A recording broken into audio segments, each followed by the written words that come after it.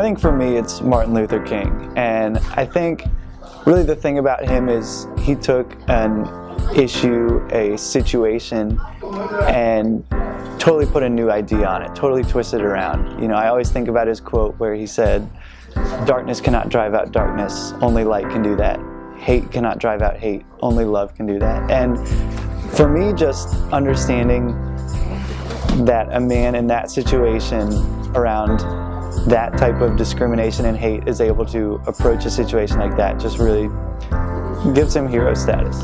The first person I think of when I hear the word Black history is Mr. Carter G. Woodson, the man who started it all with Black History as a week, and he went to do what he had to do to make it into a whole month. That's the man I think of, the man who started it all, but having pride in yourself as an African American and a Black American.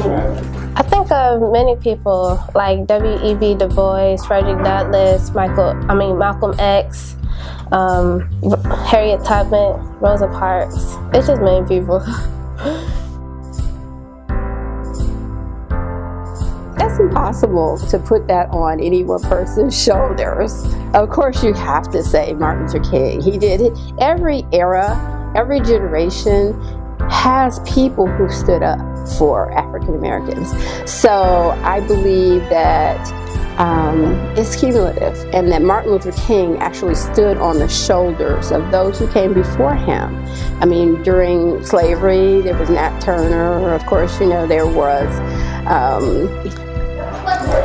just countless number, Frederick Douglass, whose name am I forgetting, Harriet Tubman, and you know, many others who we don't know.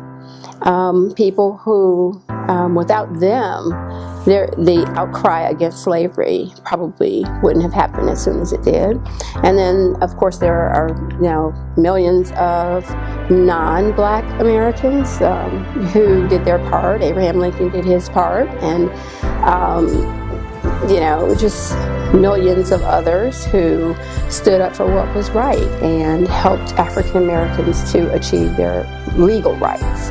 So every generation has somebody, so I don't think I can give that, nobody has ownership of civil rights. I think it is something that we have, a legacy that we have all inherited. I think it would have to be in between Booker T. Washington or W.E.B. Du Bois. Because they've had a lot of influence on African Americans getting education, and part of our society today is getting a whole bunch of more African Americans influenced in education and wanting to be something more productive when they grow up. Probably Malcolm X. Well, while, you know, they were peaceful protests, we've seen that sometimes that doesn't work, as you have to wait for them to get recognition. But Malcolm X was more about he takes initiative to do a couple things. Now, I may not agree with everything that he was doing, but it definitely brought attention to the matter. I think the African American I consider the hero is the man who raised me, my uncle, my aunt's husband. He's one of my heroes because he was a former Black Panther in Newport News. He was an advocate in his neighborhood for rights for Black people.